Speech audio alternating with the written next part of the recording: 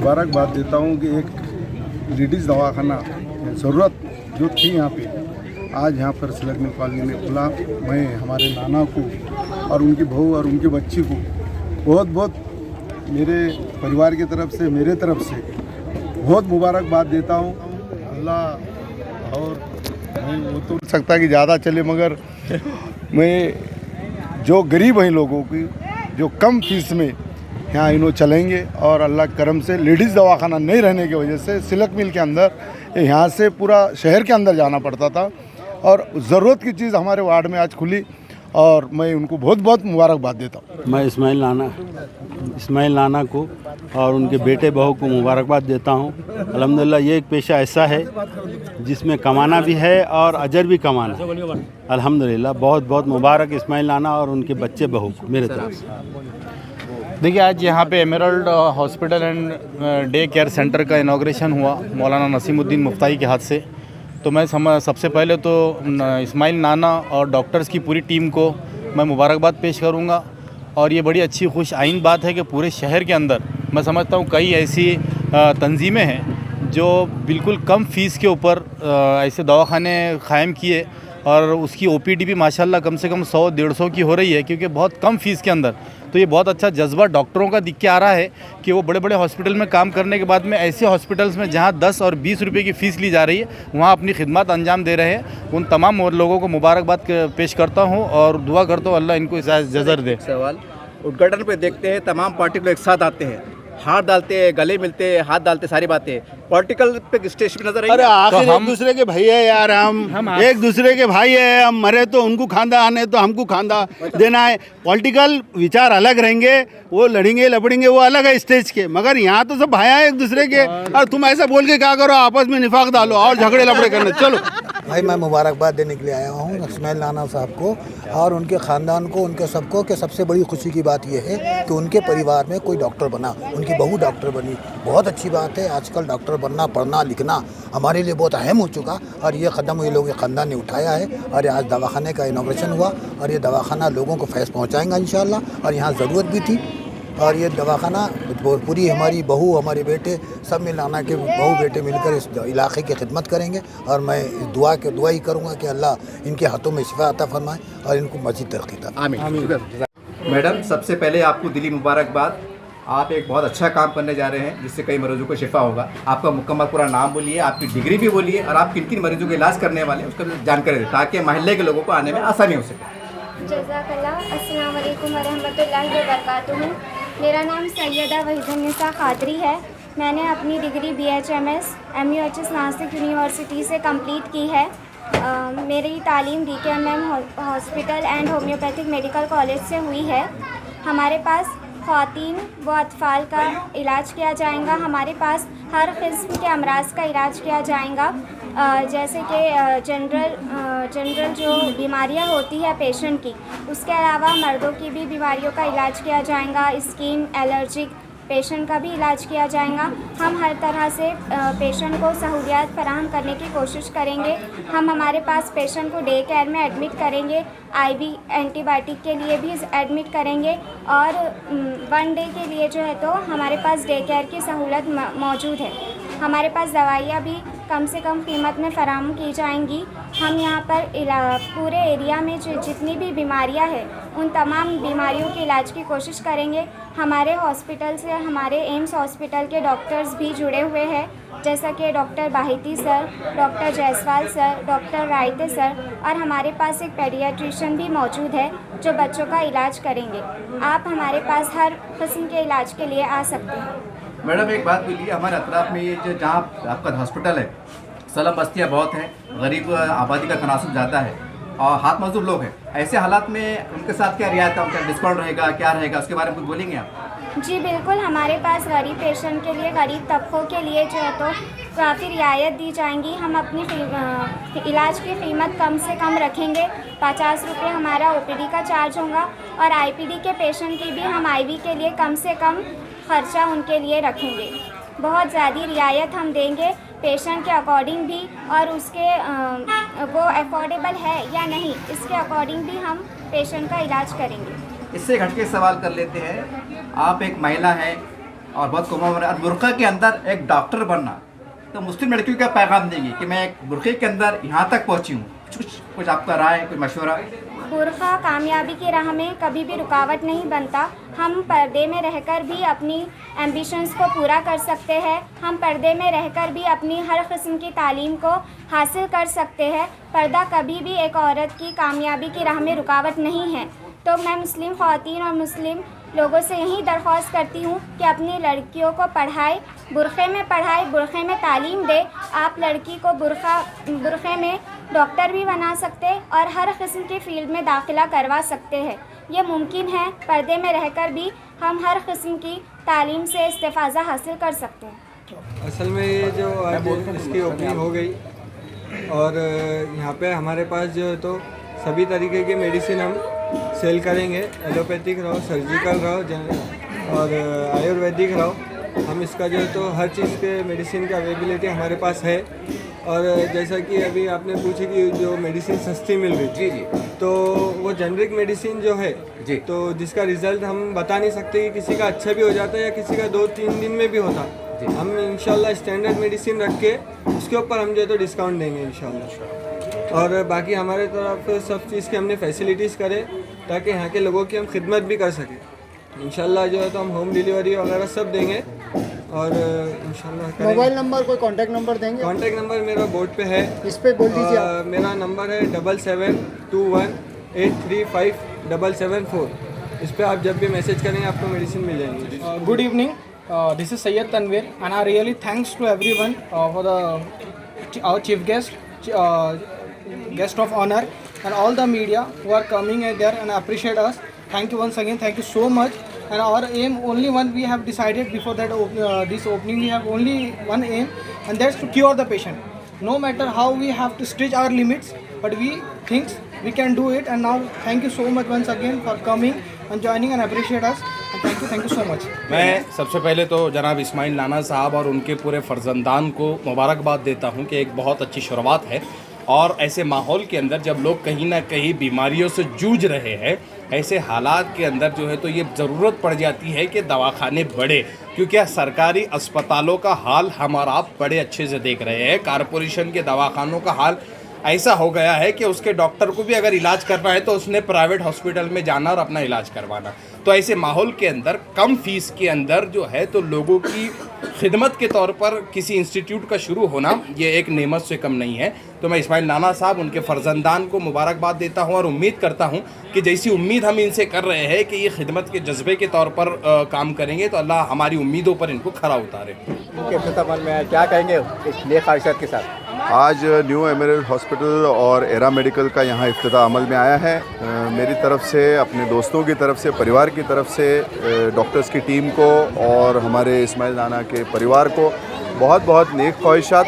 अच्छा काम इस जगह से होगा ऐसी उम्मीद करते हैं, तवक्को करते हैं। अल्लाह से दुआ करते हैं कि इनको हर किस्म की मदद मिले, या आबाद रहें और लोगों के काम करें, लोगों की खिदमत करें। हमारी तरफ से भी जो भी कभी भी मदद मुयस्सर होगी हम ज़रूर इनके लिए आगे आएंगे, इनके साथ रहेंगे। इनको नेक ख्वाहिशात देते हैं और एक दुआ गो है कि अल्लाह इनको ताकत दे।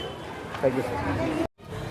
आज मैं ईरा मेडिको और एमराल्ड हॉस्पिटल के इनाग्रेशन सेरेमनी के नावेद भाई को और वहीदा मैम, जबीन मैम को बहुत बहुत शुभकामनाएं देता हूं। और मैं आप सबके माध्यम से मेरी जो शुभेच्छाएँ हैं मैं प्रकट करना चाहता हूं।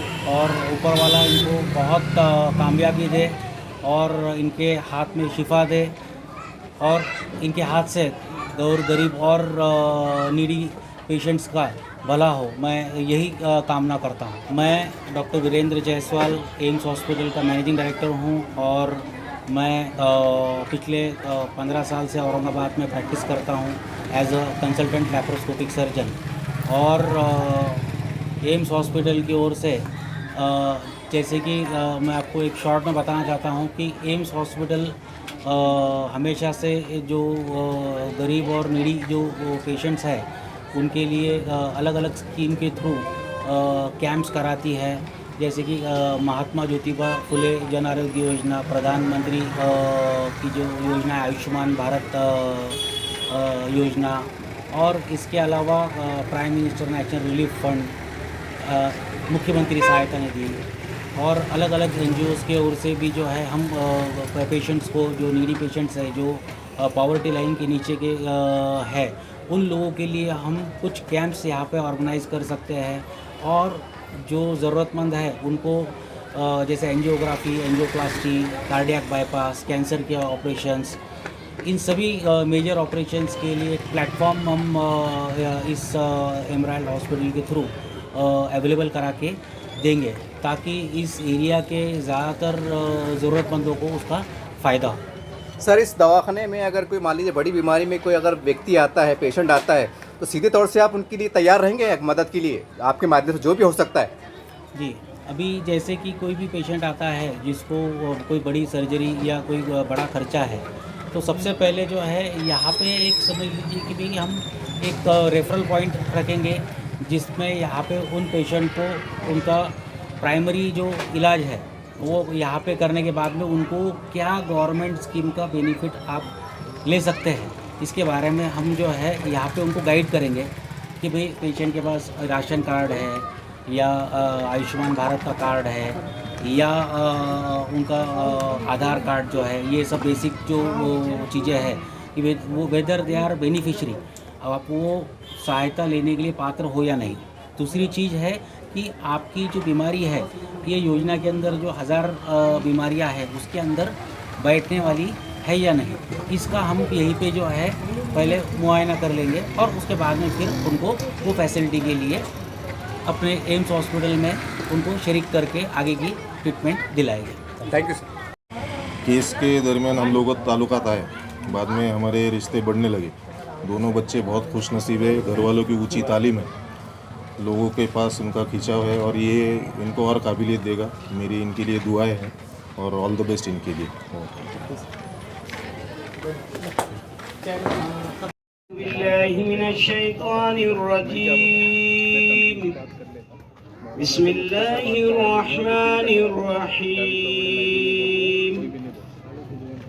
वमन अहसन क़ौलन मिम्मन दआ इलल्लाहि वअमिल सालिहन वक़ाल इन्ननी मिनल मुस्लिमीन। वला तस्तविल हसनतु वला सय्यअतु इदफ़अ बिल्लती हिया अहसन फ़इज़ा अल्लज़ी बैनक व बैनहु अदावतुन कअन्नहु वलिय्युन हमीम। वमा युलक़्क़ाहा इल्ला अल्लज़ीना सबरू वमा युलक़्क़ाहा इल्ला ज़ू हज़्ज़िन अज़ीम। सदक़ल्लाहु मौलानल अज़ीम। जहाँ पर हम लोग अलग अलग कामों के अंदर मशरूफ रहते हैं और माशरे के अंदर अलग अलग फील्ड के अंदर काम करते हैं, वहाँ पर एक अहमियत की फील्ड होती है सेहत की, क्योंकि कहते हैं कि अगर आपकी सेहत अच्छी होगी तो तमाम काम अच्छे होंगे। यहाँ पर जितने हमारे जो तो सोशल एक्टिविस्ट बैठे हुए हैं, पॉलिटिकल लीडर्स बैठे हुए हैं, मिली कायदान बैठे हुए हैं, और हमने इन तमाम को ये देखा है कि ये जिस्मानी तौर पर फिट होने की वजह से, जहनी तौर पर फिट होने की वजह से कौम के अंदर एक इनकलाब बर्पा करने का काम अपने अपने तौर पर करते आ रहे हैं। तो ये बहुत बेहतरीन एक शुरुआत है। इस शुरुआत के लिए मैं जनाब इस्माइल नाना साहब को और उनके तमाम फर्जंदान को सबसे पहले तो मुबारकबाद देता हूँ। और ये बेहतरीन शुरुआत इसलिए भी है क्योंकि जो दौर 2 साल हमने बीमारियों का देखा है, और 2 साल बीमारियों का दौर गुजरने के बाद लोग कहीं ना कहीं बीमारियों से घबराए हुए हैं, और ऐसी घबराहट की माहौल के अंदर एक जो है तो उम्मीद की किरण नजर आती है। क्योंकि दवाखानों के हाल 2 साल में हमने देखे हैं कि लोगों को बेड नहीं थे, लोगों के पास डॉक्टर्स नहीं थे, लोगों के पास मेडिसिन नहीं थी, ऑक्सीजन के बाटले जरूर थे लेकिन उनमें ऑक्सीजन नहीं थे। तो इस डर के माहौल से उभरने के बाद जो है तो कहीं ना कहीं जब ऐसे हेल्थ सेंटर खुलते हैं, दवाखाने खुलते हैं, तो ये एक उम्मीद की किरण नजर आती है। और मुसलमानों के इलाके के अंदर, माइनॉरिटीज के इलाके के अंदर इनकी अहमियत और बढ़ जाती है, क्योंकि डॉक्टरों की फीस इतनी हो गई है कि लोग फीस के नाम से ही डॉक्टर के पास जाना पसंद नहीं करते। तो मुख्तसर फीस के अंदर, कम अखराजात के अंदर अगर आपके बच्चों का, आपकी खवातीन का इलाज अगर होता है तो ये हमारे लिए एक नेमत से कम नहीं है। तो मैं मुबारकबाद देते हुए इस प्रोग्राम को ज़्यादा तवील ना करूं, चंद मेहमान आपसे गुफ्तगू करेंगे, उसके बाद जो है तो मेडिकल और दवाखाने की ओपनिंग करेंगे। तो मैं सबसे पहले जनाब सालेह हसन साहब को दरख्वास्त करूंगा कि वो आए और अपने चंद कलमात से हमको नवाजें। मुल्ला साहब, रशीद मामू साहब, इस तमाम लोग यहाँ पर इस इनाग्रेशन के फंक्शन में मेहमान के तौर पर आए हैं। मैं इस दवाखाने के इनाग्रेशन के मौके पर उन दवाखाने के तमाम इंतज़ामिया को मुबारकबाद पेश करना चाहता हूँ कि वो इसी तरह इस इलाके के लोगों की खिदमत करते रहें और उनकी इलाज में, उनकी देखभाल में वो अपना वक्त लगाएं। अजीज दोस्तों, इस तरह के दवाखाने हैं, इस तरह के दवाखाने कोविड पीरियड के अंदर इस तरह के दवाखानों ने बहुत काम किया है। जबकि बड़े बड़े दवाखानों में जाने से लोग डर रहे थे, तो ये दवाखाने के डॉक्टर्स घरों पर आकर इलाज किया और कई अनगिनत दवाखाने औरंगाबाद में है इस टाइप के कि जिन्होंने घरों पर आकर इलाज किया और बड़ी अच्छी खिदमत उन्होंने अंजाम दी। अजीज दोस्तों, डॉक्टर को ये मुबारकबाद देते हुए कि वो आइंदा भी इसी तरह की खिदमत अंजाम देते रहेंगे। मैं इस्माइल नाना साहब को मुबारकबाद देता हूँ, दवाखाने के तमाम इंतजामिया को मुबारकबाद देता हूँ और ये दुआ करता हूँ कि अल्लाह उनकी हाथों में शिफा अता फरमाए और उनको आगे उनकी मंजिलें आसान फरमाए। शुक्रिया। उनका तजुर्बा बोल रहा था। आपने बता दिया है कि समंदर को किस तरह से कुएं में कैद किया जाता है, क्योंकि कुछ शहर में ऐसे माहौल हो गए हैं। एक इंतकाल हुआ है शोएब खुसरो साहब के रिश्तेदारी में, तो वहाँ भी सबको जाना है, मौलाना कोई वक्त में जाना है। तो ये तमाम बातों को समझते हुए हम प्रोग्राम को आगे लेकर चल रहे हैं। मैं अली जनाब रशीद मामू साहब से दरख्वास्त करूँगा कि अपने ख्यालात का इजहार करें। आज इस जलसे के सदर जनाब नसीम मौलाना साहब, नासिर साहब, इलियास साहब, हमारे मजीद साहब, सिलक मिल कॉलोनी की एक बड़ी हस्ती, मशहूर हस्ती है, देख रहे हमारे इलियास साहब, खाजा भाई, जावेद साहब, इस्माइल नाना और तैयब साहब। बड़ा अच्छा लगा तैयब साहब आपका कि एक रिवायत आपने रखे, तकीर साहब, उसके बाद जो तो हमारे शुक्र सालार, उसके बाद जो तो अबू बकर, फिर आप, कि कम से कम एक हमारे पास रिवायत चले आ रही है, बड़ी अच्छी है कि आप उसको रखें और सुनने में अच्छा भी लगता है। उसी तरीके से दवाखाने के लिए मैं कहता हूँ कि मेहनत करके औलाद को अगर पढ़ाओ तो कुछ होते हैं। मैं तो शर्माता नहीं कि मैं रिक्शा चला के यूनियन बनाया, मेरे बच्चे डॉक्टर है, तो साले हसन ने अपनी बेटी को डॉक्टर बनाया। तो बच्चों को पढ़ा करके अगर हम करें, वैसे इस्माइल नाना ने भी जो पढ़ा के मेहनत करें, तो हम बच्चों को यही सिखाते हैं। लेकिन आजकल मुश्किल क्या हो गई है कि बेटियां जो है तो ज्यादा पढ़ रही है क्योंकि बाप के लाड़की है, और बेटे कम पढ़ रहे और माँ के लाड़की है। तो बेटियां चाहती है कि मेरे बाप का नाम हो, बेटे चाहते हैं माँ का नाम हो, क्या मतलब। तो मैं चाहता हूँ कि कम से कम हर चीज आगे आए करें। जैसा आज आप देखेंगे, पहले हमारे पास क्रॉस हुआ करता था, मेडिकल में क्रॉस होता था, आज क्रॉस नहीं है, आज ये निशानी चेंज हो गई है उसकी।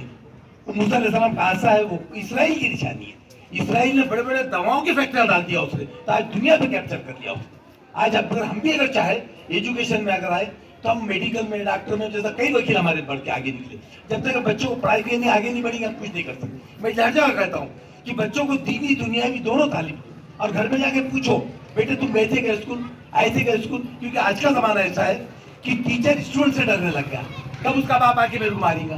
तो तुम अपनी औलाद को तुम खुद ही पूछ लो कि भाई तुम स्कूल गए क्या, बेटे पढ़े क्या करें। जब तक कि हम घर में कंट्रोल नहीं करेंगे, बेटे नमाज को गया था क्या, बेटे अरबी पढ़ने गया था, ये हमारा काम है पूछना, ये हम पूछे। हमारी माँ बहनों से गुजारिश है आप भी कम से कम इसमें दें। आज ये डॉक्टर बने हैं, अच्छी बात है, कम से कम कई लोगों का फायदा होता है डॉक्टरी में। लेकिन यही कहता हूँ मैं कि बढ़ने के बाद फीस कम करना चाहिए, बढ़ाना नहीं चाहिए। मैं मेरी बच्ची को बोलता हूँ हमेशा कि बेटे फीस कम करो, बढ़ाओ मत, क्योंकि डॉक्टर जितना बड़ा होता है उतनी फीस बढ़ जाती है, वकील जितना बड़ा होता है फीस बढ़ जाती है, फिर उसके बाद कोई खौफ नजर नहीं आती। लेकिन कम से कम हालात ऐसे हैं कि गरीबी महिला देखकर भी देख हम करें, और अल्लाह शफा देता है, लाजमी बात है, शफा तो अल्लाह के हाथ में शफा दे। लेकिन हम जो तरक्की करते, हम बच्चों पे तवज्जो दें, नज़र रखें। और इस शहर के अंदर हर शहर में गोली का सिस्टम निकला है। मैं मेडिकल वालों से गुजारिश करूँगा, भाई कोई 2 करोड़ भी बेहतर रखिए, 2 करोड़ भी लाके तो गोली मत रखो खुदा के लिए। ये गोलियों ने शहर को बर्बाद कर दिया हमारे। तो मैं हर जगह मेडिकल में बोलता हूँ कि आप गोलियां रखना बंद करो, आप क्योंकि कुछ मत करो। वैसे इस्माइल नाना खड़ा कर होने भी नहीं देंगे, लेकिन मैं हर जगह कहता हूँ कि कम से कम बात करें। और ये कहते हैं आज दौलत कहने का मौका दी, मैं तमाम का शुक्रिया अदा करता हूँ। अल्लाह से दुआ करता हूँ कि दवाखाना, क्योंकि दुआ तो नहीं कर सकते दवाखाना चले क्योंकि बीमार ज़्यादा है, फिर भी मैं कहता हूँ कि उनके अंदर शफा ज़्यादा रहे, जो भी आए तो उनको शफा ये कहते हैं। अल्लाह आज की दुआ वाइजा मरीज तो फवा यशफीन, ये अल्लाह से शिफा दे सबको। आए हम प्रोग्राम को बड़ा क्लोजली ख़त्म कर रहे हैं। हमारे मेहमानान भी बड़े समझदार हैं, पहले कह दिए कि भाई वक्त कम होने की वजह से सब मौलाना को सुनेंगे और उसके बाद जो है तो फीता कटिंग की जो है तुम रिवायात को आगे बढ़ाएंगे। मैं मौलाना से आजिज़ाना आदिबाना दरख्वास्त करता हूँ कि वो आए और अपने ख्यालात का इजहार करें। बिस्मिल्लाहिर्रहमानिर्रहीम, अल्हम्दुलिल्लाहि वकफ़ा व सलामुन अला इबादिही लज़ीना इस्तफ़ा, अम्मा बाद, अऊज़ु बिल्लाहि मिनश शैतानिर रजीम, बिस्मिल्लाहिर्रहमानिर्रहीम। क़ाल अल्लाहु तबारक व तआला व इज़ा मरिज़्तु फ़हुव यशफ़ीन।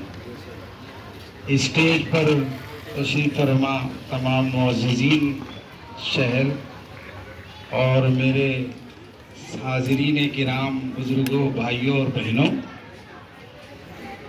नमाज, रोज़ा, ज़कात, हज फ़र्ज़ है, लेकिन उससे बड़ा फ़र्ज़ सेहत को बाकी रखना। क्यों? आप सेहतमंद नहीं रहेंगे तो आप खड़े रह के नमाज नहीं पढ़ सकते। आप तंदुरुस्त नहीं रहेंगे तो आप रोज़ा नहीं रख सकते। आप तंदुरुस्त नहीं रहेंगे तो माल कमा के ज़कात कहाँ से देंगे। आप बीमार रहेंगे तो आपको इजाज़त नहीं मिलेगी हज को जाने की।